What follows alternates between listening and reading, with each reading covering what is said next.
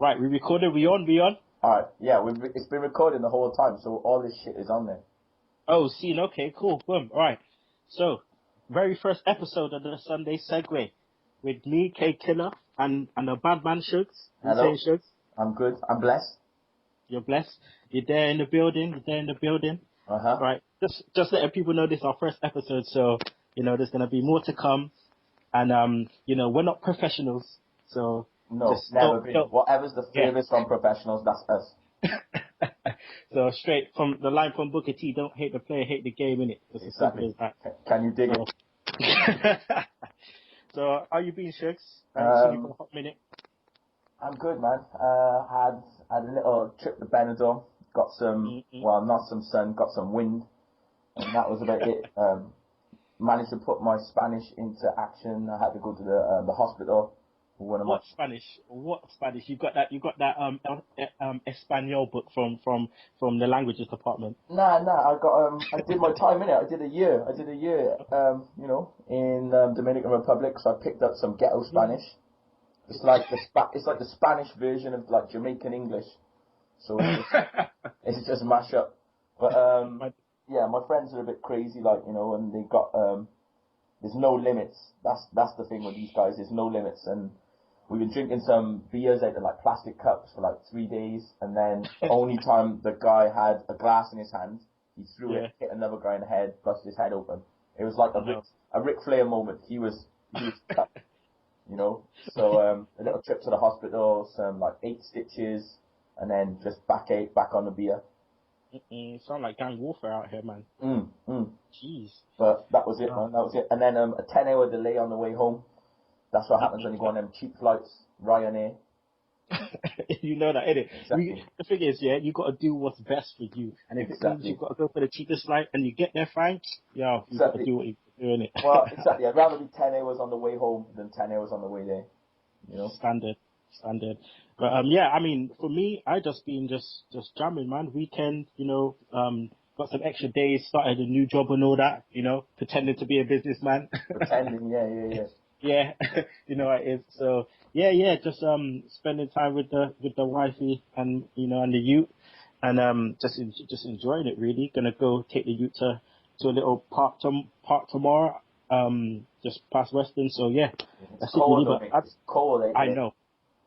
I got to wrap up. Don't worry, man. I got my thermals. Like making sure the net back isn't exposed. Right. So I suppose we just kick on with this. So what we're gonna do? There's a couple segments. We talk about. We're gonna go into the news, and then we'll go over Raw. You know how it is. Like we're gonna go through a whole 3 hours Raw. We won't be on the line for 3 hours, but you know how long the WWE is, and they like to carry on with the 3 hours of Raw. So we're gonna do the news, do the Raw, and then we'll have segments at the end where we have Move of the Week, Jobber of the Week, and Wrestler of the Week. Okay, so just gonna go straight into it. So this is the news segment. So right now I want to kick it off with Chris Masters saves his mum from a fire. Right now, when I heard about this, I thought it was a joke.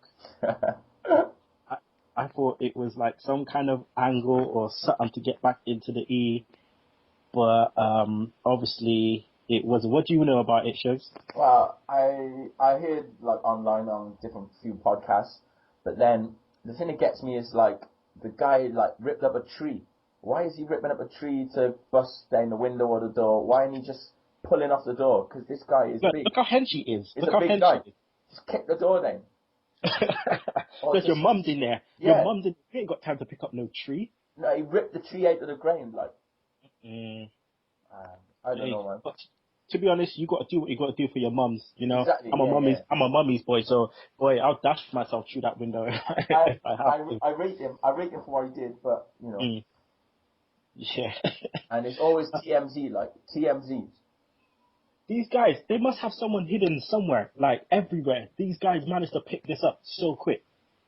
Yeah. Yeah, I don't even know. They obviously got time on their hands, innit? But the thing is, like, do you think it's going to get him back anywhere? Because what is he doing? Just independence.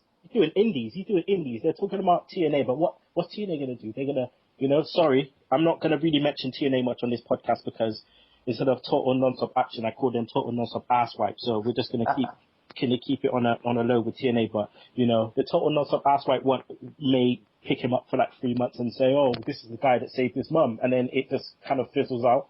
But who knows?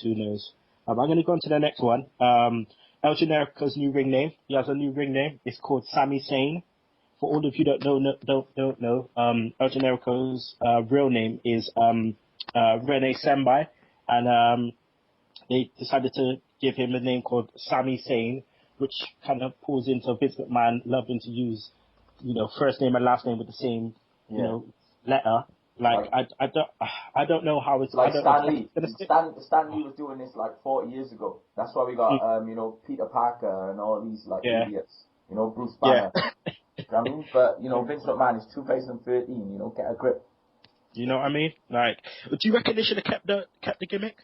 But you've seen more of El Generico and the Super Brown Busters than me, whatever he does. But the thing is, it's like they're all about making money, aren't they? So if they bring you in and you keep your gimmick, that means they've got to pay you, or they don't get as much money. But if they create one from scratch, then they're getting all the money. They're getting everything, and you get a little percentage. It's harder to do a deal, But who's gonna turn down a contract for WWE? Not many people. No, not many at all. You're not right many. there. It shows that he's gone to NXT. He's going back from the start. They go back to basics. Standard, but I mean he's in the E now, innit? And we're just gonna have to see what they do with him because he's a talent, and it just hopefully WWE don't mess up, and let's. How many times do we say that? Yeah, true. All right, so next one, Lita is inducting Trish into the Hall of Fame. I mean, Trish, she deserves to be in the Hall of Fame in my eyes, but see, for me, Lita deserves to be in as well. But I suppose they're not going to put in two at one time. Yeah, I don't think they're putting two divas at one time. They haven't got enough to spread them around. But I think they'll induct each other. So when Lita goes in, eventually, I think Trish will induct her, and I think it's good about time. I thought they would have waited for a Canadian WrestleMania, but and another WrestleMania at the Sky Dome. Yeah, or just somewhere for the Canucks. The next one, speaking of divas, is WWE. They contacted former divas. Now, this whole news thing was about WWE at the moment haven't got that much divas, so they contacted old divas because they wanted some WrestleMania match. They contacted Kelly. They contacted Beth Phoenix. They've contacted a few, and right now the divas are playing hardball. I mean, they haven't said yeah or no, but what they said is they want rights to their image and their name, but then WWE say no, so they say they want more money, and WWE weren't willing to give that, so it looks like that's scratched off. But do you reckon the divas are right for doing that? Yeah, of course, because I don't think they get treated right anyway. They've got some good divas, especially like Beth Phoenix. Yeah, she's a beast. She just got shit on basically by WWE. The same with what's the one who's with the Greek Khali's gal name? Oh, Natalia, they're good. They're actual good wrestlers. Kelly's neither here nor there. She's just eye candy. Yeah, exactly. And so I think they should play hardball. And didn't they want Maria Kanellis, but no one likes her? Nah. The rest of the girls don't like her. But she's engaged to Bennett, innit? She's engaged to Mike Bennett, so who's in ROH.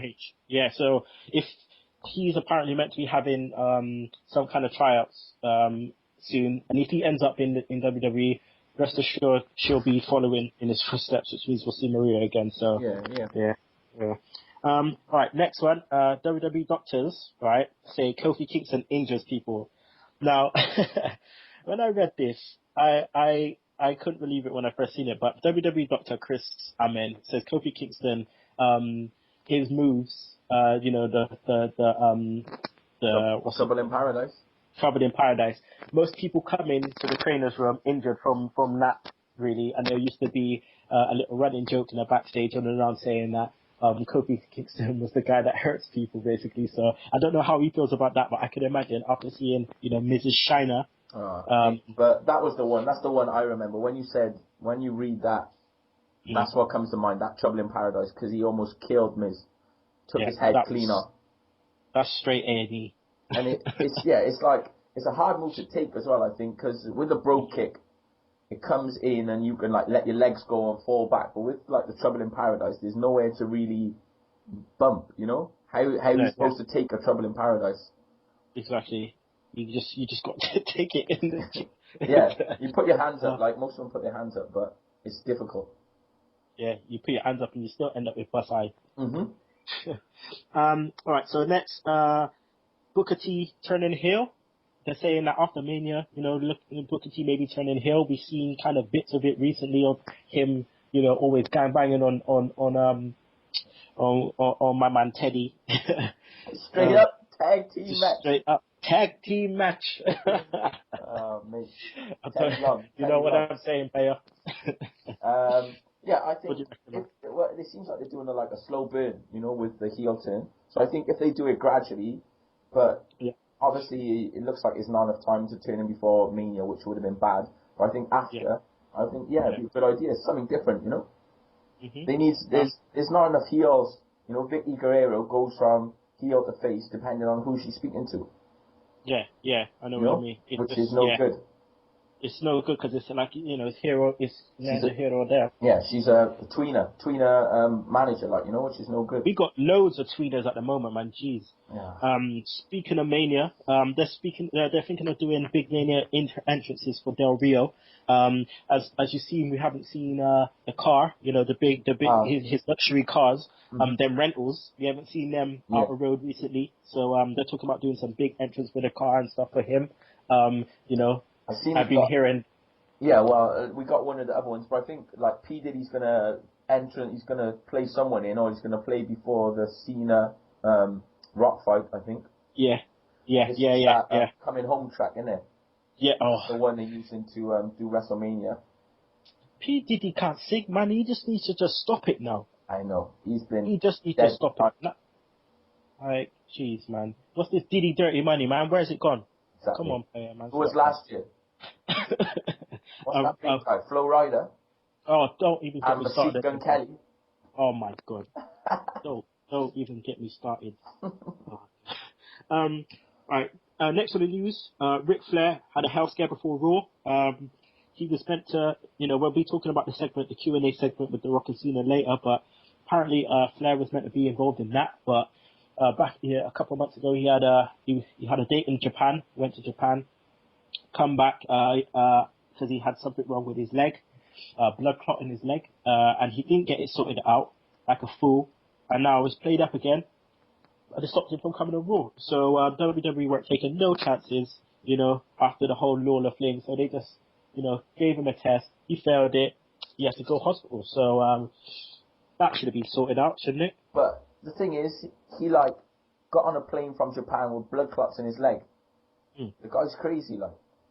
Yeah, bearing in mind we're saying blood clots, not blood clots. Exactly. For all you Jamaicans out there. Exactly. Blood clot. He had a blood clot in his leg. Still got on the plane. You know. Got on the plane, the blood clot.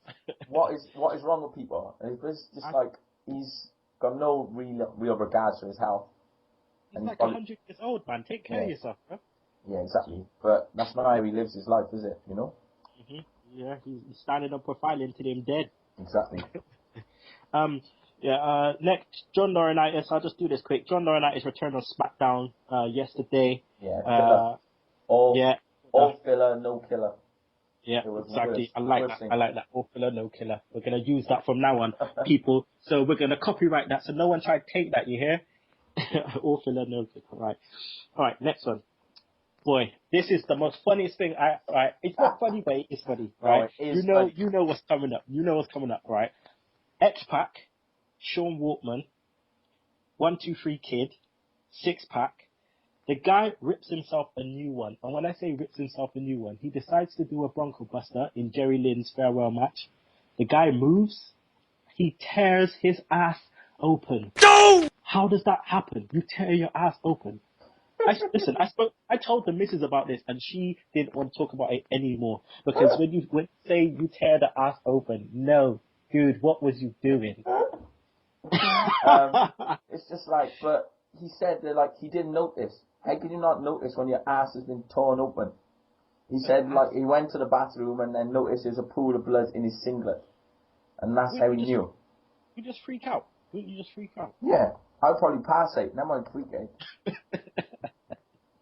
Oh my god, they'll be playing that tune in at the Tiny Temper, the pass out on the way to the hospital. And it's like, on TMZ, it's like, anus ripping nearly killed me. And they got like a video of the move. Oh, did you, please tell me you didn't watch that? No, I wouldn't watch that. I don't want to see it. I don't want to see the ass tear. Look, it says on here, Pac, real name Sean Waltman, says he didn't notice the blood at first and even finished the match. But during the after party, he felt something was really wrong. Pac says he went to the bathroom and discovered an enormous pool of blood in his singlet. That's when Pac called himself an ambulance. What the? How can you not notice? No, he probably tore it up even more, continuing the match. Oh, like, that is nasty. Because he's not in the E, they ain't got no one there to do the X sign. Yeah. To do the X sign. Call an ambulance, come and pick up your people. So he just had a bust up batty and that was it. Jeez. Alright, last two before I get into the main one. Punk taking time off of Mania. They're saying he's burnt out. He's got a little injuries. Yeah, do you reckon it's going to hurt them? I think he deserves some time off. Yeah, I think I agree. He literally like carried the company for like a year, you know? And there's the 400 whatever days, you know? That's over a year's worth of work. And there was the build up to the title and, you know, the promo and stuff. So I think he's in like, you know, 2 months, a month off, and then he'll be fresh, you know? He'll probably only get a month. He'll probably only get a month off. Depends what else they're doing. Yeah. Will it hurt WWE? I don't think so. Not initially. It depends what they do at Mania. Depends how Mania finishes. If Ziggler wins in Mania, then you've got Ziggler to go with, and then obviously you've got the fallout of Rock Cena. If they debut like Bray Wyatt, stuff like that, there'll be enough stuff. And if Lesnar's got more dates than after Mania, you know, if he's in the title picture, then they won't really notice, and then they can just wait for the right time. Yeah, sounds like a plan. All right. I'll just say quickly, Evan Bourne returned on the NXT house show over the weekend, so you know he's returned. Don't know what they're gonna do with him, but you know, by all means, he was out for ages and he's back now. So you know, hopefully he doesn't get injured again. Say no to drugs. Yeah. Say no to drugs. I agree. So the last one, just wanna just you know, breaking news over the last couple of days, but Reed Flair, which is Ric Flair's youngest, one of his youngest sons, he's just passed away at age 24, 25.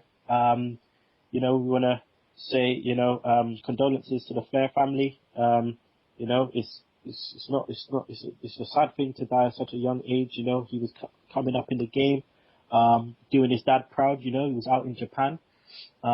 He come back. They found him in his hotel room. They're saying it may be a drug overdose. Not too sure yet. You got any updates on that? You heard anything?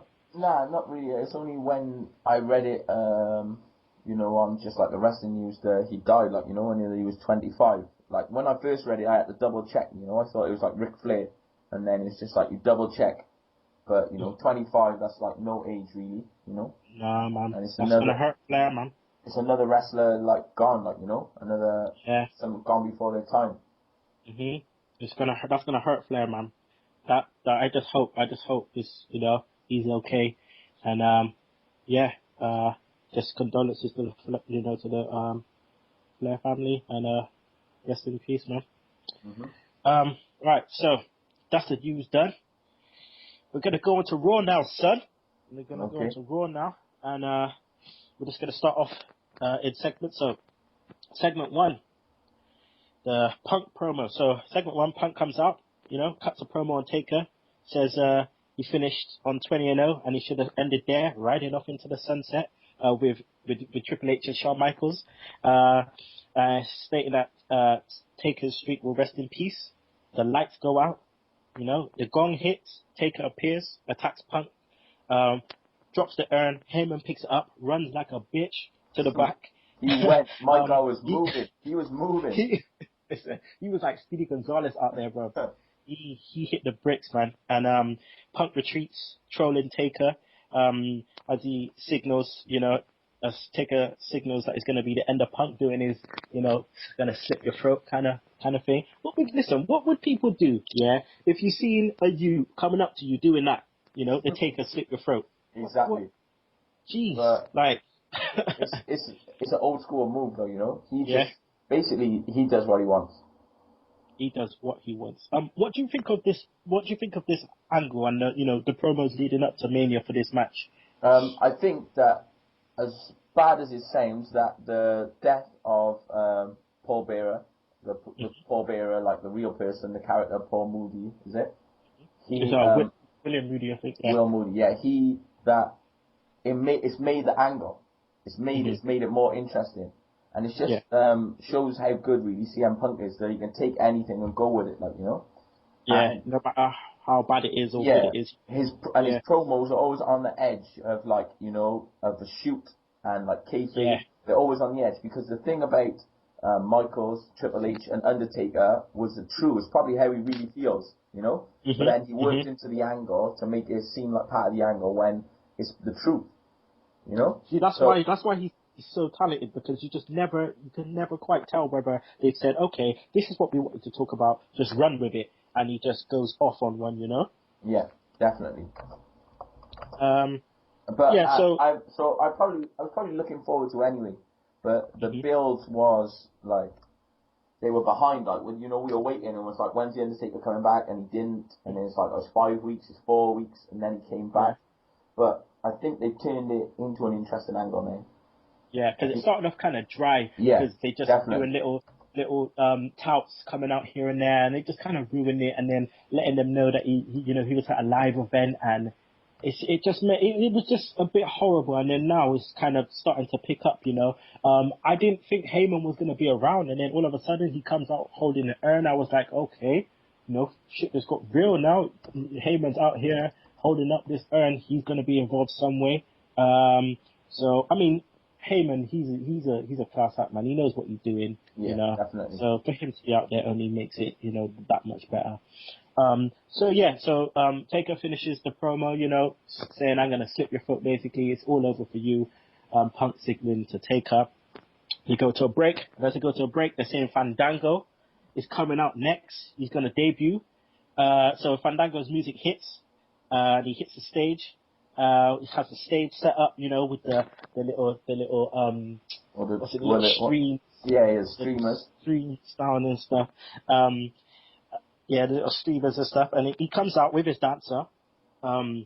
Is she indie talent, or is she actually just a dancer? I think she was a dancer because I think on SWF they were saying that they've had a few different girls. On one of the other podcasts, they were saying the girl's been different, but they've gone back to this girl because she was better than the other ones. So I think she is an actual dancer. I don't think she's a wrestler. Okay. So we won't be seeing no moves from her. Yeah, whether they bring her in as a character is another thing. Yeah. He comes up with his dancer. And he does this special little twirl thing in the ring, and his symbol comes down. What do you think of the? I think it's sick.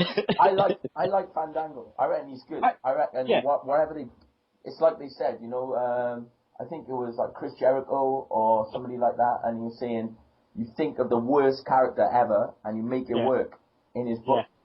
And, so you think of the shittest character, or you think of the worst person you could be, and you make it work. You make him into a character, you make it work. And that's what you've got to do. That's what he's done. He's done it, yeah. I mean, we all know it's Johnny Curtis. I mean, exactly. I was watching him in NXT and stuff, and he was kind of fledgling a bit, and then they made him do this new character. He was creepy, he was wrestling with McGillicuddy.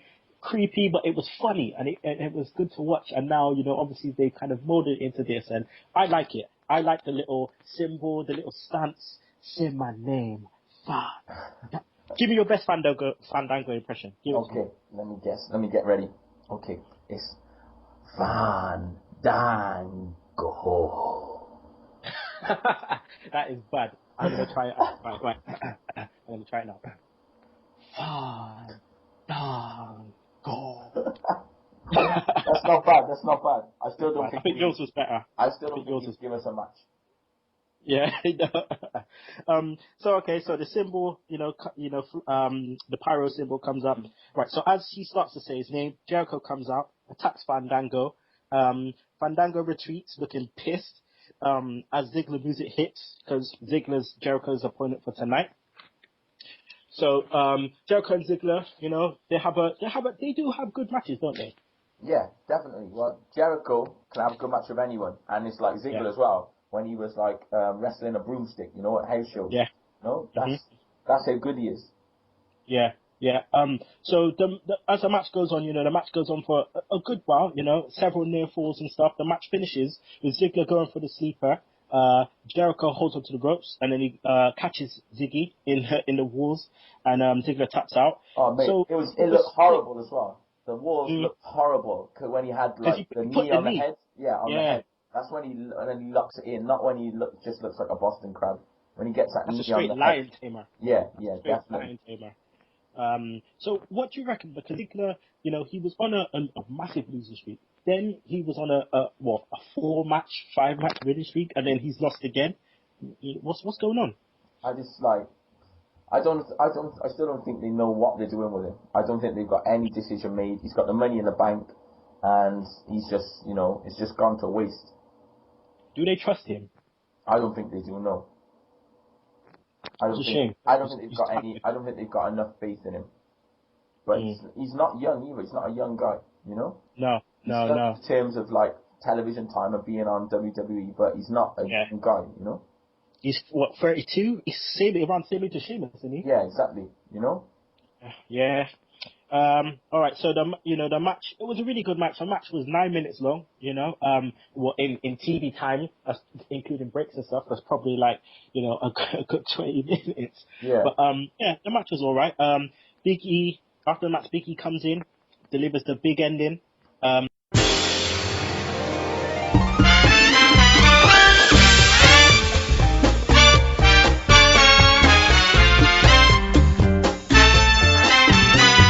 Fandango comes back out. He trolls Jericho by dancing all over him with the chick, and then fucks him up with a stiff kick in his face.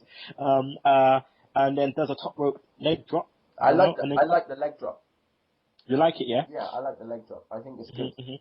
So do you reckon he should have a leg drop and another finisher as well? Well, yeah, I think he should have an in-ring finisher, but then I think it goes well with the character, the leg drop. Yeah. The super. Yeah, definitely. And you don't see many people doing it, So, except for shit ass Cena, don't even get me started. We'll go into him later, but, so that's how that segment finishes. So we go into segment 3, there's a break, go to segment 3. Sheamus and Orton are talking to Striker backstage, and then out of nowhere, the Shield jumps them, and then out comes the Big Show, big giant, big hungry, and he comes for the save. Deals with everyone. Just deals with them, man. Like couple chops here, couple thumps here. It's kind of weird them showing us the backstage. Yeah. Like whilst they're doing the segment, I thought, oh, that's a little bit weird. Why are you gonna do that? But do you see Orton heel turn coming at Mania? I hope not. I hope they're not gonna say he's anything to do with the Shield. That will just piss me off. That will really get on my nerves. I don't want him to be anything to do with the Shield. If he just has a heel turn and like maybe just walks out and leaves him to get beat down, that'll be enough. Or like does an RKO on Big Show and like just goes something like that. That'll be fine. But I don't want him to be with the Shield. The Shield are fine on their own. Okay, so if he turns heel, who does he feud with then? Because does he feud with naturally Sheamus? Because Randy Orton, does he naturally feud with Sheamus? Because he's a face? He could feud with Sheamus. That would be a good one. Or he could just feud with like Del Rio, or if he beats Swagger. Yeah, he got plenty of people. There's plenty of like, I suppose there's a few faces to feud with, but Sheamus would be the one really. Yeah. Because then what are they gonna do a Big Show? Does he stay a heel? That's what I was gonna say to you, man. Like, what does happen? Like, they may stay, keep him heel, but then what's next for him after that? I'm fed up with Big Show going face. I'm fed up with him going back face all the time. Just keep him as a heel. He's really good, man. Heel, just punches people and just doesn't care. because he's got like this contract or whatever. Just leave him like that. Yeah, I agree totally. So segment's done. Never break. Segment 4 starts. Mark Henry, Mizark, comes out and eclipses the screen. Like a beast. Yeah. I like the way they shoot that from behind, so it just looks like he's so big that he like takes up the whole arena. That's some of the things they do really well. That's why they pee you off when they do the other things, because some things are so good. Yeah, because the way they've repackaged Mark Henry, and to be honest, they've just probably gone, Mark, you're good, and you've been here this long. Just show us how you feel. Show us how you feel, and he's just gone out and just completely beasted everyone. He like I said, he eclipses the screen. 2-on-1 handicap match with the Usos. Basic squash match, even though the Usos got some really good stiff. Did you see them super kicks? Yeah, but they're crap, man. They're rubbish. Yeah, and the one is just keeps getting juice up and driving rain. That's why they got their ass handed to. Yeah, but why are they beating up his brother as well? Why is listen, Jay should say, Jimmy, you bastard. Why did you give him this ass kicking, bro? Just stop with the DUIs. He got flinged though, man. He got flinged into the barrier. But I don't think it's fair, because nothing's happened to Swagger. Everyone should get a beat game. That's the way it should be. But nothing happens to Swagger. Nothing happened to Swagger. Still, it's like double standards. Exactly, man. They need to sort out what they're doing in terms of that wellness program stuff, because even though it's got better, there's those little things that it could harm the programs and stuff. But ultimately, you have to take a stance on certain things. You know what I mean? Because then other people are getting favored and stuff, and then it doesn't look good on the company, staff morale and all that. It don't look good. No, don't look good at all. So basically, they just say to Jimmy, thanks for coming, payback for the DUI, you dick. He just more world's strongest slams on the Usos, and why? Because that's what he do. That's what I do. That's what he do. I love that, man. Yeah, that is the best. It's good, he doesn't talk too much, he doesn't shoot too many promos, he just, that's it, that's what I do, Just looking angry, man, this is what I mean, this is what heroes need to be like, he's just mad, just gang banging, just morning, noon and night, just looking mad, apart from when it was Mae Young's birthday, and he's in clapping, and he gets a piece of cake. Why did you holler back? Why did you holler at me, girl? That was so good. Because early on in the night, he had just destroyed somebody, come back, was mashing everyone up, and then they had the party, and man's just there, just clapping with just some big bit of cake. His eyes lit up when he seen the cake. Oh my god, hungry! He's a hungry peeps, man. Exactly. They go to another break. Next segment, champion versus champion. They need to stop. You know what they need to stop doing? They need to stop doing this champion versus champion crap. I'm making it sound like it's something good. They even had a little screen thing for it, a little champion versus champion thing, and we all know what's gonna happen. I mean, I'm talking about the Cesaro Del Rio match. Yeah. Trying to make out like the United States Championship means something. Well, it's just like Cesaro got a big push, and then he's just been getting squashed. He's just been losing. It's the same as Wade Barrett. It's just like they're on TV for just no reason. They're doing nothing. Yeah. Cesaro is a talent, man, and I don't understand. Obviously, the internet wrestling crowd. We all love him. He's a talented guy. He's paid his dues. He's gone around the world. He learnt his craft. He's even went into not even just NXT. He went into FCW. You know what I mean? And he spent his time down there, come up, and he's done good. But right now they're trolling on him, and I don't understand why. When he loses this title, I hope that he goes into the main event. But I don't know. Man. It depends how much room there is. There's not enough room in the main event for all these people, but there should be. Yeah. The world title, I don't know, they've wasted it on Swagger because, I don't know, we can talk about that later. Yeah. But. So basically the match starts out, okay, a nice title world backbreaker for Del Rio on Cesaro. Then Uncle Zebediah comes out, and I feel a big schmoz coming on. Swagger comes from the crowd, starts fucking up Ricardo. Yeah, I have to again. start laughing. I have to start laughing. I'm like, listen, why is this dude getting fucked up again? But Like, because he can sell it. He can sell getting fucked up. That's why. Mr. L no cow. Exactly.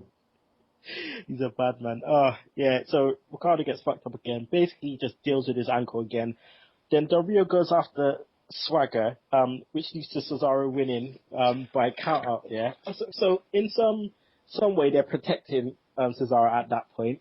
And then for me, this is the best bit. Del Rio goes to the crowd, chases off Swagger into the crowd, and he hits him with one of the stiffest super kicks I have seen in a long time. That was a kick. That's when you have to rewind, and you're just like, hey. And then I had to hold down play. I had to hold down play and do the super slow-mo. Yeah, that was a kick. Oh god! I put here in my notes. Yeah, I've written down. He hit him with one of the best "I don't give a fuck" moments and kicked Swagger full on in the face. Yeah, he basically just kicked his head off. You know? Oh man, that's up there with Shelton Benjamin. Oh. I wish this podcast was a video podcast where we could actually run some VT and show some dirty sweet chins, man. Jeez.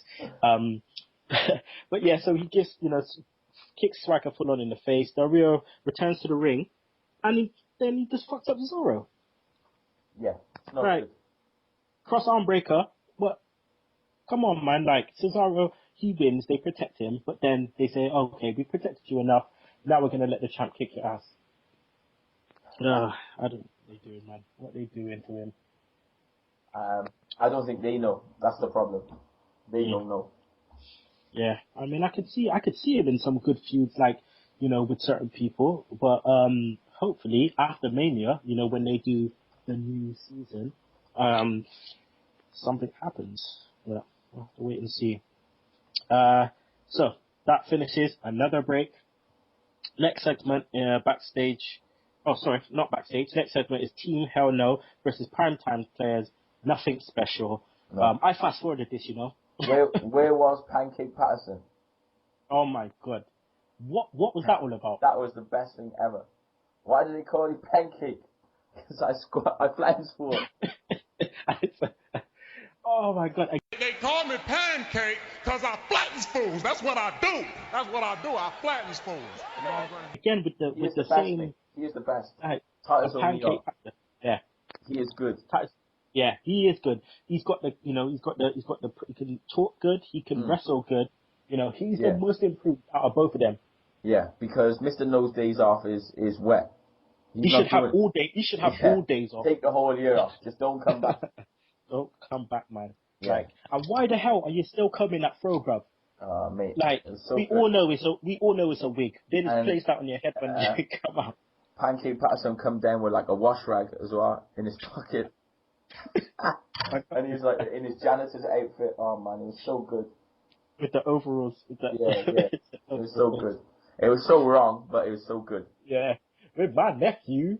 Mr. No Days Off. So yeah, I fast forwarded this match. But Big Ziggy and Big E come out to try and chat shit basically about Kane and Bryan. But Kane and Bryan, they just carried on, man, and they just won when Kane hits a choke slam for the 3 count. Primetime Players, they when they first started, it was like, yeah, this is what I'm talking about. Some ghetto-ness, like just a next tag team. And now they just fizzled out. Kane and Bryan, what happens here, man? What happens from here for them? Because they're talking about maybe splitting them up. What? I think a Daniel Bryan face turn at Mania. That's what I think. Yes! Yes! Yes! Yes! Yes! Yes! Yes! Yes! Yes! Yes! Yes!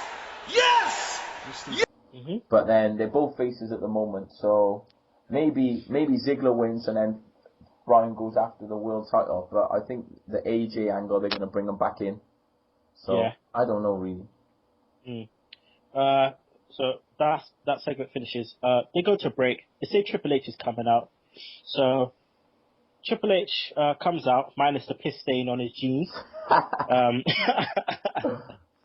We spoke about this before, my friend. Like, that was the best. That was the best stain ever.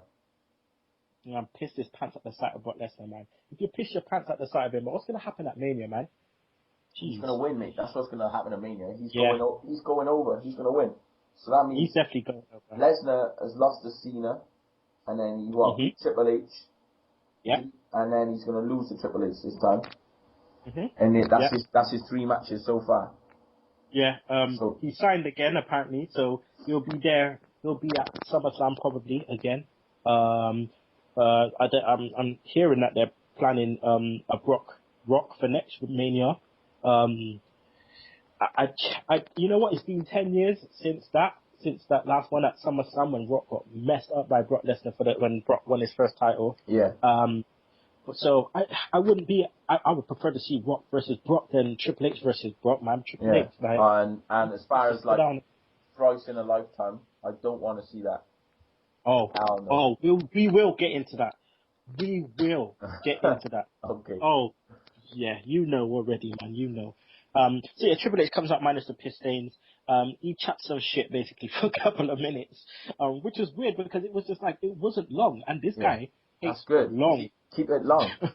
This guy takes long. Yeah, the guy. Like, I'm fed up with Triple H. I don't want him to be wrestling no more. He's held enough people back over these years, so just stay in the office. Let someone else do it. Preach, preach, Sugs, preach. Because it would be good. Like I would like to see, like Randy Orton against Brock Lesnar. You know, if he's a face, then let him face Brock Lesnar. You know, as a face. Because if he turns heel, then there's no chance of them fighting each other. How about this? Wouldn't Sheamus against Brock Lesnar be sick? That would be great. Because like just feasting. Exactly, and Sheamus is a big face, like Yeah. So why? I don't know, man. Yeah. So yeah, Triple H, the game. He talks for a couple of minutes. So saying he says that Lesnar should come to Mania like it's your career on the line. Feels like a filler. He had no need to come out, man. And Wade Barrett comes out as Triple H leaves and says, "Hit the bricks" to Trips, which I agree with because you're just standing there chatting nothing. And when you're taking up TV time for people who need the TV time, a la Wade Barrett, tells him to hit the bricks, and Triple H just simply replies by kicking him in the dick. Great. Just kick in the nuts. Like, it's a Rochambeau. Rochambeau, mate. I kick you in the nuts as hard as I can, then you kick me in the nuts. Rochambeau. Or, in Triple H's thing, I'm just going to kick you in the nuts and there's not a goddamn thing you can do about it, because I'm the CEO. Yeah, exactly. If your boss says, I'm going to kick you in the nuts later, you say, okay. And you just make sure you're ready. This leads into a non-title match between Barrett and The Miz, which went 12 minutes, which surprised me. Like, it went longer than the Ziggler Jericho match. Up and down action. The match is good, but all I wrote here was basically, on the basis of this, Barrett is wasted and The Miz is shit. It's just as simple as that. I think, I like when The Miz had a title run, I liked The Miz. I always seem to like the heels, and he was going against Cena, so I was interested in him, and I was enjoying it because he was a good heel. But then it's just like, he's not a face, like. No. They're trying to promote him as a face, and it doesn't fit. It's not fitting, And they like forcing it down your throat. This is why I hate when they force people down your throat. Totally agree. Cause I just like Miz. Sorry, carry on. Yeah, I just think Miz is just like a heel. I just don't think he's got being a face in him, Especially when you go on SmackDown and they like pipe in all the cheering and stuff, and I'm just like, nah. And I think Wade Barrett's wasted. He was supposed to be going for a main event push, and now he's just like jobbing for the Intercontinental title. And I think that injury messed him up, you know, at that Battle Royal, that injury, because he was meant to go on, man. He was meant to go on. I think he was meant to go on and at least either win the Money in the Bank or his momentum went, like, you know, but I just think that he needs to, you know, get something. They need to change his character. They need to do something with it, because he used to be like this backstreet fighter and stuff like that, but no one cares anymore. He loses every week, so who's scared of Wade Barrett? No one, you know? Exactly. No one. So yeah, the match went for 12 minutes, some up and downs. Miz basically won. The Miz won. Barrett's the Intercontinental Champion, right, with his Barrett Barrage, and he taps out to the figure 4 leg lock, or can't figure out how to do a figure 4 leg lock. Exactly.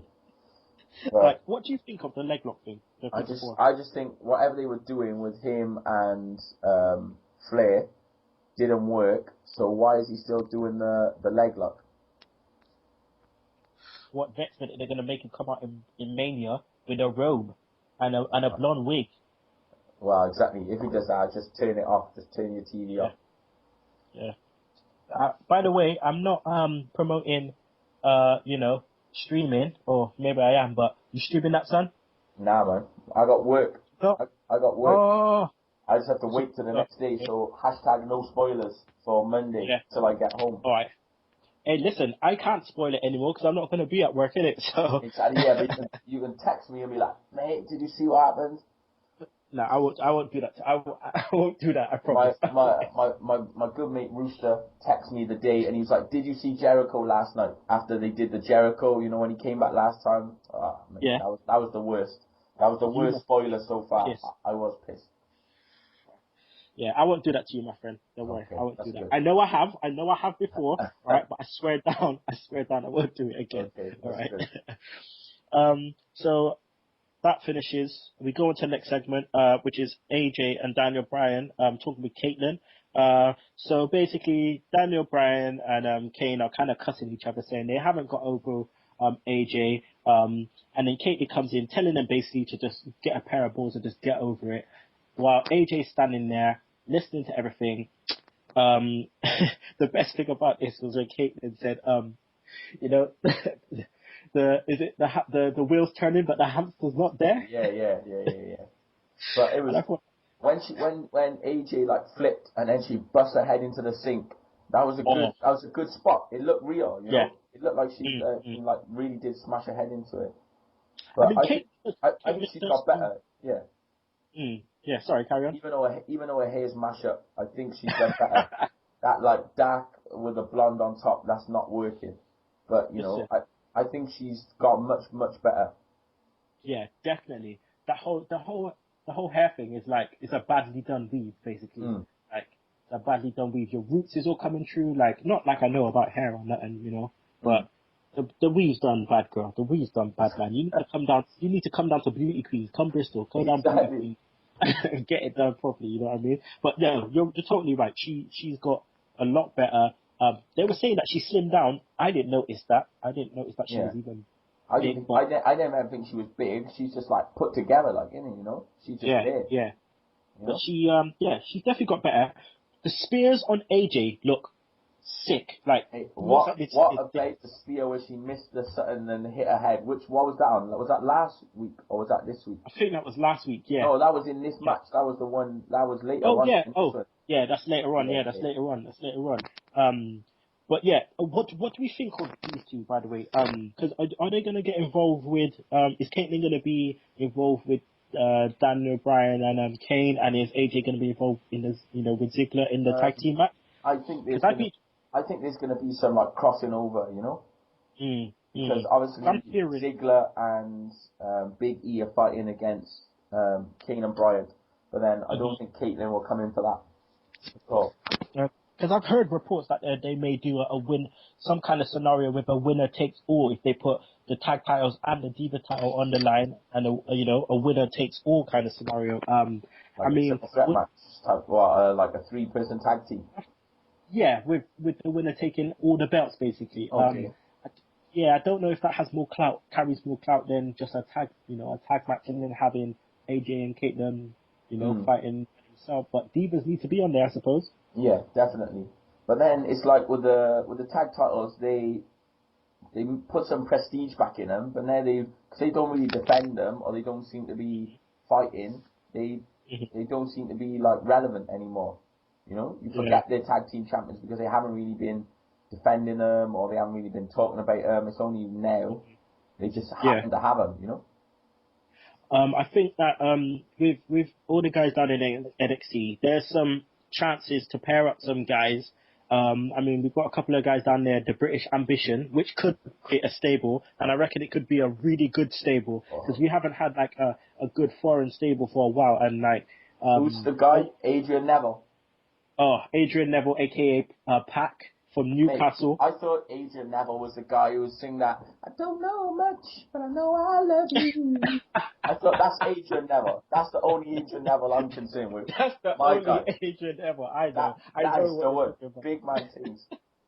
Listen, that tune is bad blood. I don't care what anyone says. Exactly. Not some skinny little Geordie man who just dances around the place. He's sick though. He is sick. But him and Oliver Gray. Oliver Gray is an absolute beast. Yeah, but have you seen I watched the NXT and he's like, I don't know where Oliver is, but what I'm telling you is that the Wyatt family, what happened to him? And I'm just like, oh mate, get this guy off my TV. That's a good impression. Yeah, mate, it's just like, and the people on the podcast didn't even know where he's from. They've never heard of a Geordie before. They had to look it up on like Wikipedia to find what a Geordie is. So how are the rest of America gonna know? They're just like, who the hell is this? Vandals, Mr. Paris, you know, makes you wonder what it's all about. A boot? Aye, you know, vandals, you know, what is it all about? Oh, about, sorry. Sometimes it's difficult to understand the Geordie people. But, I mean, he's going to have to prove himself just that bit more, because obviously he's an indie, you know, he's an indie talent and stuff. He's big in the indies, he's travelled all everywhere. But if they did do this, you know, a British Ambition faction, imagine they could have Barrett as your main dude, right? Either Barrett or Sheamus, one of them. Probably Barrett as your main dude. Then have Adrian Neville, Oliver Gray, and Paige. Yeah. Like, just it'll be good, but they never do anything that's good like that, you know? Yeah. Anything that has like a good idea or anything that has good logic behind it will never happen. It's wishful thinking. It is wishful thinking, mate. Wishful thinking. So the next segment on Raw, Shield versus Kali, Ryder, and Gabriel, which is the craziest job squad, right? Exactly. They could actually, right, they should get those job squad t-shirts back out from the 90s, yeah, and give it to them, because they looked like complete jobbers, like, what, but it's just the weirdest, the randomest group of people. It's like 3MB, you know? Yeah. Like, what are they doing with 3MB? Oh god, nothing, absolutely nothing at all. They're just jobbers, you know. So we all know, as soon as we see Kali, Ryder, and Gabriel, we know it's a squash match, right? Shield comes out from the crowd. You know what? To be honest, they look good. But after Mania, I think they need to just let them showcase their in-ring skills a lot more. Yeah. Like, do you agree? I think that, like, I don't know whether they should go into doing singles, but I definitely think you should be able to see, like, more of Shield, like, you know? Yeah, man. I think they're good, like, but I would have wanted them to feud with Road Scholars or to feud with Brian and Kane, like, you know, when they, like, had a match earlier on. Go for the tag team titles. But but then again, they're letting them do their thing, innit? Like, you know, they're letting them take their time. They haven't rushed them. They haven't split them up. They haven't lost yet. So, you know, maybe it is a good thing. Because by now, like, Nexus had blown up by now, you know? They made a big impact, and they blew up, you know? And then the same with the core didn't even get started. And they wrestled at WrestleMania last year. Oh my god.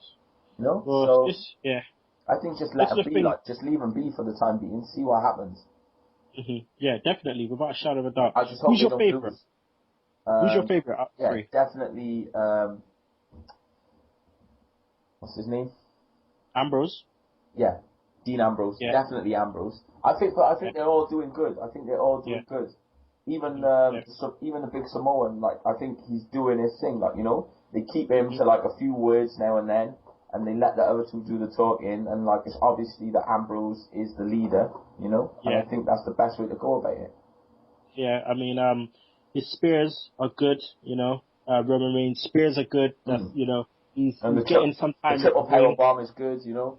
Yeah, that's getting over. Rollins, I'm telling you now, the guy is improved so much from when we were, because we're watching him on NXT, you know, he's an NXT champion and stuff. He was doing his thing, super babyface. Then he turned heel, and I didn't think the transition would work for him, but he's looking a bit more bulkier. He's looking a bit more like, you know, like he knows what he's doing. He's talking on the mic a lot more, and I'm thinking, yeah, you're getting across okay, you know. So, yeah, I mean, in the match, they were showing some good, you know, tag moves and stuff. Shield won when Ambrose holds Gabriel while Rollins hits a top rope knee to the head.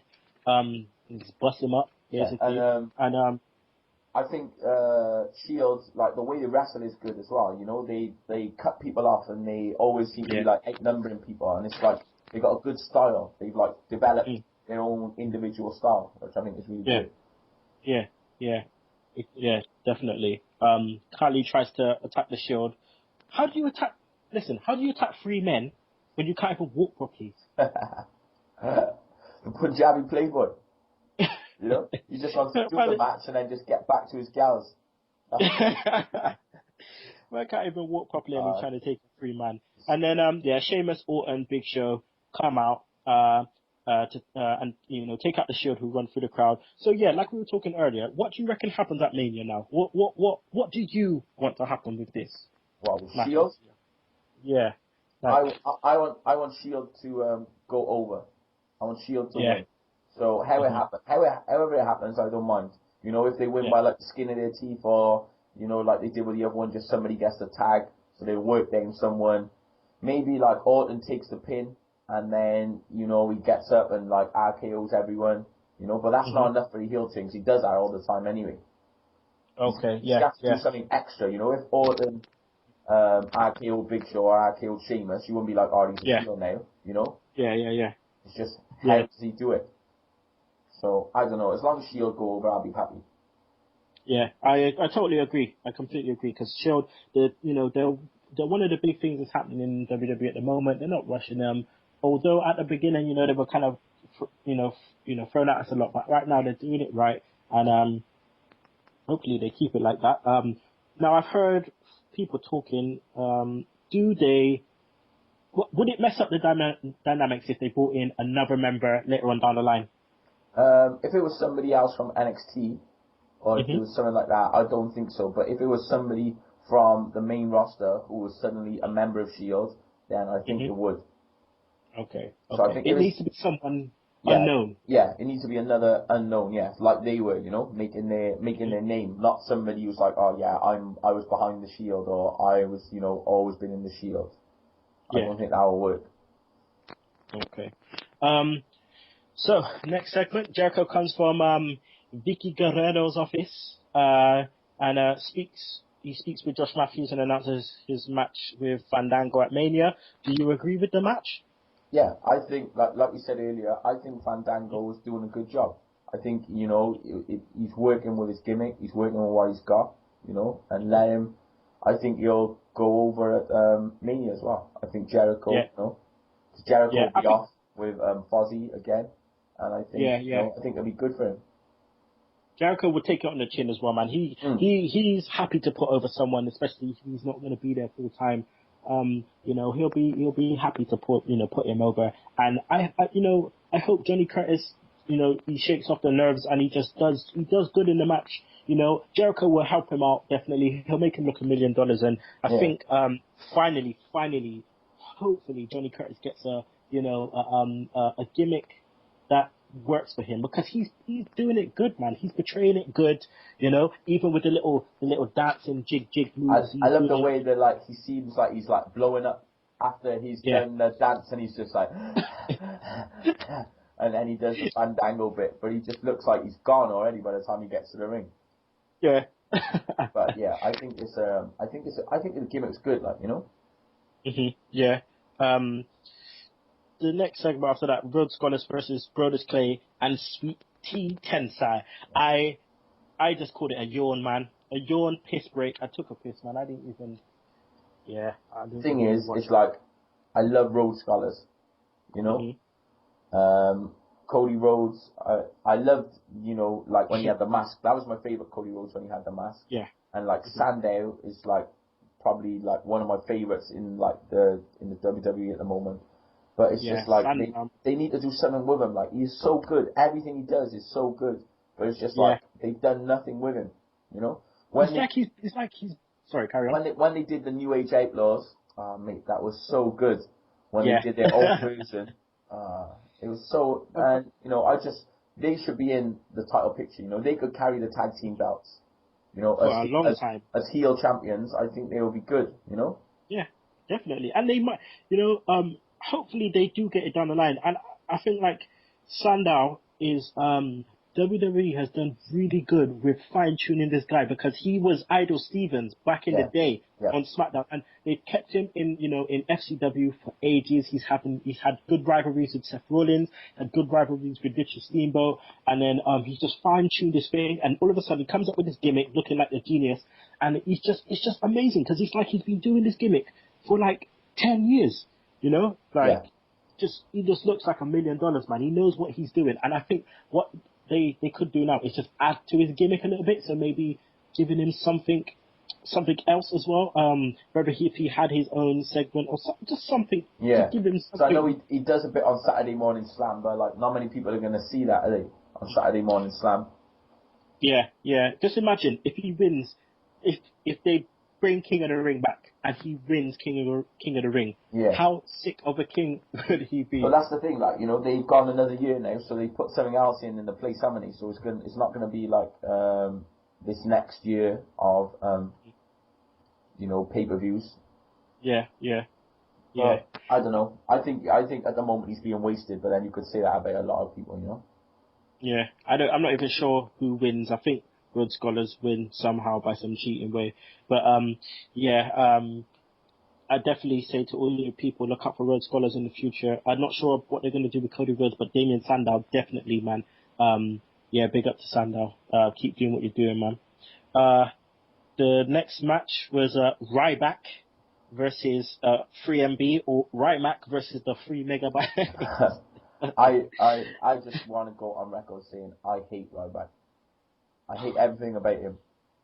See, I knew we was gonna get to this. I hate just the fact that just because he's some big steroid freak that he gets to be good. Like, I think he's improved his mic work. He's improved a bit in the ring, but I'm not interested in him. What is good about him? Nothing at all.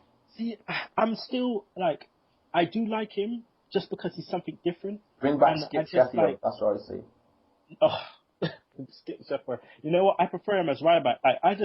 It's something different, and I think it will take a while for obviously the kids and stuff. They love him because they're kids, innit? But for us, the real wrestling fans, like, I think it's gonna take a while, and I think they need to just do the easy, slowly make him improve and stuff. You know, get him pushed into the thing, into the main event scene. It helped and it didn't help because at the same time it was something new, it was something fresh, but at the same time it was like, wait a minute, why is this novice coming in and all of a sudden getting a push? Like, what is my guy's name? The Welsh one. The big... Oh, Mason Ryan. Yeah, well, he could be Mason Ryan. Like, it could be anyone. Because what is he apart from just some overly hench guy? Yeah, but you know, Vince loves the hench dudes, innit? Like, yeah, I know. That's his thing. Like, but I mean, I think they just need to, because the thing is, he's getting over. We can't deny he's getting over. You know what I mean? The guy is getting over, and they're saying that people are saying when they're at Raw that the chants don't come off as the chants do, but the pops that he gets don't come off as big on TV as they do when they're in the in the arena. But like, he's getting over it, and we have to give him props for getting over so quick. He's got all you need is a catchphrase. He's got the feed me more. As soon as he twitches his arm, the people are shouting it. You know what I mean? Yeah, obviously, people like something to shout to, so they'll do it. But there's definitely, the verdict's out on him. There's definitely more to come from him, and hopefully, WWE give him that time. Don't give him the title at all this year. Don't give him nothing this year. Just let him have feuds. Make him have feuds. If you're gonna give him a mid-card title, give him a mid-card, but just let him have feuds. And then, and then maybe then after next Mania, after Mania 30, pull the trigger and see what happens after that. Hopefully he's improved, but I can understand why you don't like him. Definitely, I can definitely understand why you don't like him. He's not doing it. He's not doing it for me. I need a lot more convincing. Yeah. He, basic squash match basically, is meant to be in comparison to Mark Henry. He gets Mahala Slater up for the double shell shock, which, it's always impressive to see a double shell shock. But basically we knew what we were going to get with this. What happens at Mania, Shugs? He's going to go over on Mark Henry. Does he pick him up? I don't think he can. What does he win with? Do you think he can pick up Mark Henry? I don't think many people can pick up Mark Henry. I hope that they make him practice. I'm sure Cena can pick him up because Cena's a strong guy. But whether Ryback, I don't think he's got the techers. That's what I think. I don't think he's got. I don't think he can get him up off the ground. Yeah. Because you got to do. This is a live show. This ain't SmackDown. This ain't Raw. This is WrestleMania. If he botches it on WrestleMania, he's done, mate. So how does he win? If he goes over, how does he win? I don't know. This is the thing. Like, how does he win? Unless he's got something else in the locker. Because he's not doing something different. Oh, what if he does a superstar press, bruv, off the top rope? Yeah, exactly, and lands on his face. I would love that. I personally, my money is saying he can't pick him up. Maybe he'll do like a belly to belly, or he'll do something, but there's no way he's picking that guy up to do. He's not walking any steps with him. Yeah. No way. He's not. Okay. This is another thing. All right. This is another way how this could happen. He's on the top rope. Okay. He hits Henry. Henry hits his balls on the thing, laying flat, and he picks him up like that from there, rather than actually picking him up. Yeah, maybe, but I think it's a bit contrived if Henry's going up on the top rope. What's Henry doing up there? But maybe, exactly. He's up on the top rope, and then he's just like taking the weight.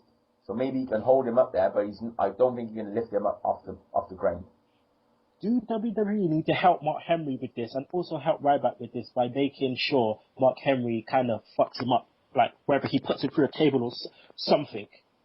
Yeah, well, hopefully. I want to see Mark Henry have another title run. That's what I want to see. Yeah.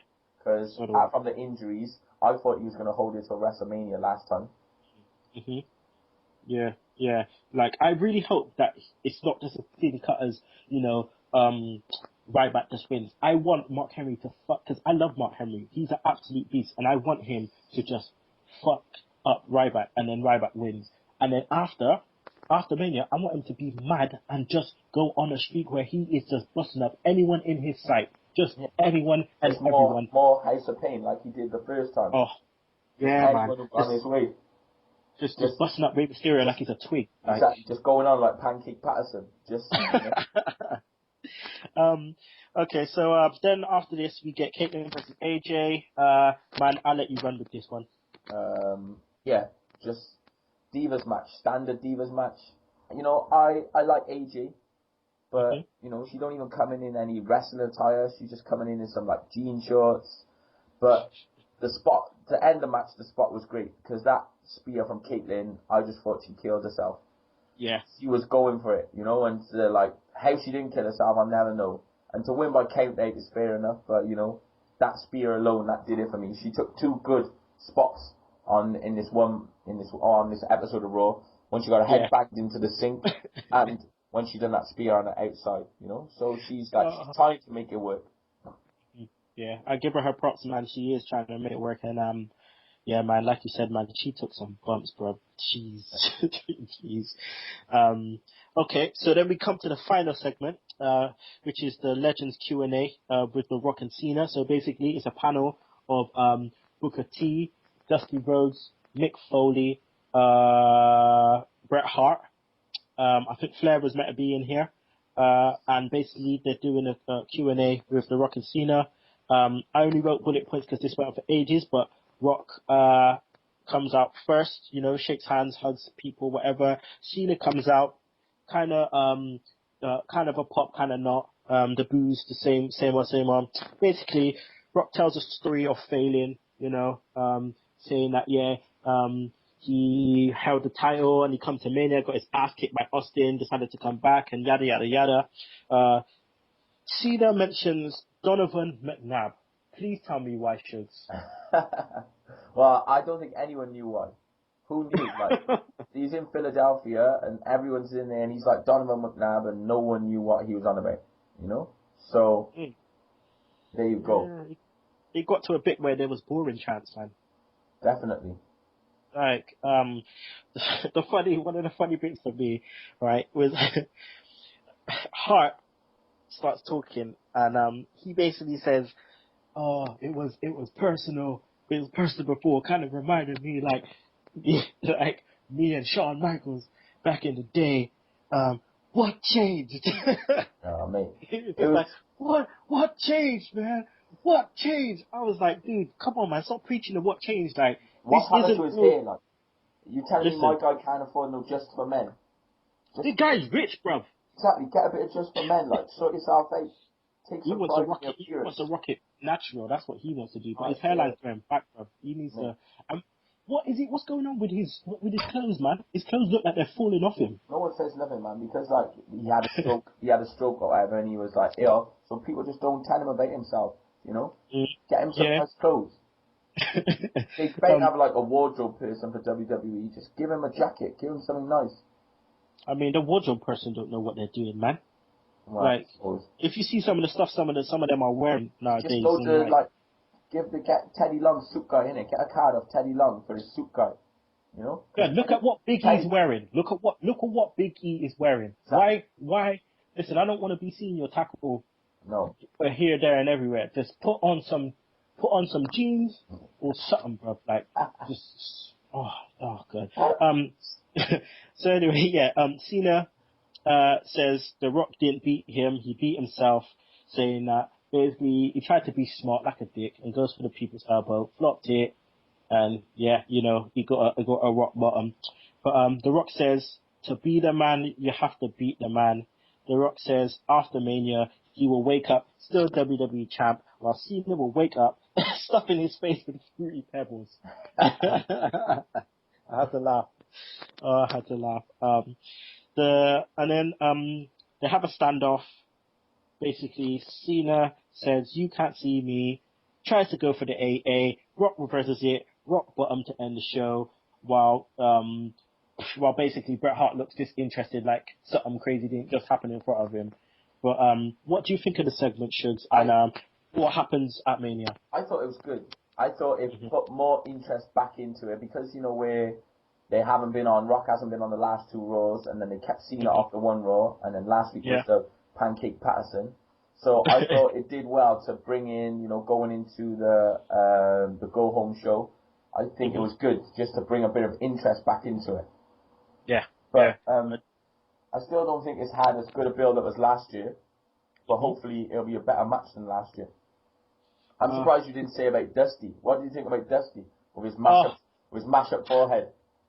Listen, the guy's taking too much shots in the. He's played it. I just love Dusty. Like every time he talks, I just love him. Oh, I watch NXT all the time. He's on every week. Dusty Rhodes, baby. The American Dream, Dusty Rhodes, baby. He's so good. Why does he come out? He always trying to bust a butt. Yeah. Like.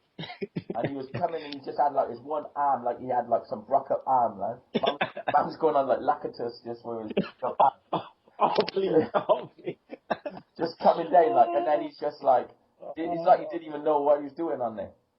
Oh, Lakatus has to become our mascot, man. He's coming, definitely. The mascot of the show. We'll get him on. Yeah, man. Big up.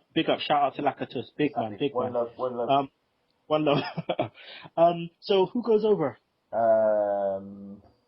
Well, I can't see The Rock losing. You can't? I can't see him going over for Cena. But then if he wins, then where does that put Cena? Like? I just don't know, because I thought it was inevitable that Cena was going to win just because he'd lost 2 Manias in a row. And I didn't think they would make him lose 3. He hasn't had the title for ages. I mean, to be honest, you know more than anyone, I hate not him, sorry. just bearing in mind, people, I don't hate him because I don't know him as a person. All I know him as a person, you know, he's done a lot for the Make-A-Wish Foundation and stuff, so I have to big him up for that. But him as a character, I hate the character. I hate that. Yeah, but don't even, there is no character. He's just John Cena. There is no character. He's just blah. He's just blah. He's just John Cena. John Cena is John Cena, you know? Every time I see this guy, I just want him off my TV. He's being shoved down my throat way too much. He's got to a point where he can't even go back to the thugonomics. No, I hate his stupid crap jokes all the time. It's so rubbish. They're making Sheamus do that shit now as well. Like, I hate it all. You know, he can't go back to the thugonomics. The thugonomics done left him long time. Like, you know, just needs to just take them 5 minutes of doom and just dust out. But I just thought that Cena was gonna win just because they won't make him lose 3 in a row. But if they make him lose 3 in a row, it makes him seem like he's not this poster boy of the company, and you know, and maybe his time is up. Yeah, maybe his time is up, but your time will tell, man. But that ended Raw. What do you give Raw out of 10? Maybe like 6.5. Yeah, I'm with you. There wasn't any real like good matches on there. There wasn't any spots that like I really loved. There was like good bits in there. I liked Fandango and Jericho. I liked the build of that. I always liked Shields. I liked the 2 bits with Caitlyn. You know, although I'm not really a fan of like the Diva matches, I thought she put on some, you know, and the Q&A. I think the Q&A saved the show really, and obviously Punk at the beginning, and then that was it. That was the only time we saw him, wasn't it? At the beginning, and wasn't back on. Now, do you think the Go Home show is going to be better than this Raw? I don't think it makes any difference. I don't think it'll make any difference to the buy rate. I don't think there's anything they can do now on Monday, like a week before, that's going to make any more people buy it, or people who weren't going to buy it hand over the money. Okay. I think everyone who was in for it is in already. Okay. Okay, so we're just going to come into the final segment, which is we're going to go for Move of the Week, Job of the Week, and Wrestler of the Week. So what's your Move of the Week this week? The spear, Caitlyn Spear. Okay. That was it, you know. Although she didn't connect with anyone, that is the move of the week. She was committed. Okay. You know, that's the one you can ask for. Be committed to the move. You know that, innit? That's all you can ask of your employees. Just be committed. Just know if you're not gonna connect, bust yourself up. Exactly. And my number two move is Caitlyn in the sink. So she's occupying the top 2 spots this week. Okay. I mean, the segments, Move of the Week, Job of the Week, Rest of the Week, they're mainly going to be for you. I'll give mine, but they're mainly for you. I'm going to ask you them. So basically, my move, would have been, the stiff kick by Del Rio in Swagger's face. That was a good kick. Who's your Job of the Week? I would say my Job of the Week is Jericho. Because I think he's doing a good job in, like, well, you know, although he won the match, I think he's doing a good job of jobbing out to Fandango. You know, Fandango's got the upper hand over him so far. Okay, and okay, for the final bit, Sugs' Wrestler of the Week is. Who's my Wrestler of the Week? See, there wasn't many people on there. My Wrestler of the Week is Fandango. That's my wrestler. Episode 1, Wrestler of the Week, Creepy Johnny, a.k.a. Fandango. Creepy Johnny, I like that, man. Johnny Curtis, man, you get our BMT, you get our Bad Man Ting Wrestler of the Week. That's what you get. Okay, so that's it. First episode over. I just want to thank Sugs for making, doing the technical side and making it all happen for us today. It's Sunday Segue is up and running. People, we've got I don't know if you want to go through our YouTube page, if that's up, YouTube stuff, if that's up right now, Sugs. I think if you search on for YouTube for Sunday Segue, that's Segue, Segue, Segue. We don't want people looking for those 2-wheel riders all the rich people have. So if you go to YouTube and just search for Sunday Segue, you should be able to see our YouTube page, and we'll be coming with our Facebook page, and depending on our Twitter page, depending on our no Twitter fan, Kinny Killa, and whether we get a Twitter page up. But we'll try and get more ways so we can keep people updated with the show and when it's on. But we're going to try and keep to a regular Sunday, and that's it, I think. Yeah, that's it. I think next week we're gonna come with the Go Home Raw, the Go Home show to WrestleMania. We're also gonna have our WrestleMania predictions. That's it. That's good. And then we're gonna go on with the last segment, which will be talking about who debuts for after Mania. Who do we want to see coming up from NXT or anyone from outside of WWE? Who would you like to see debut? So those are gonna be the segments next week. It's just gonna say thanks to Sugs again, and hopefully, all you listeners out there, just gonna big you up, and see you next week. Okay, peace out, homies. Peace out. Alright, so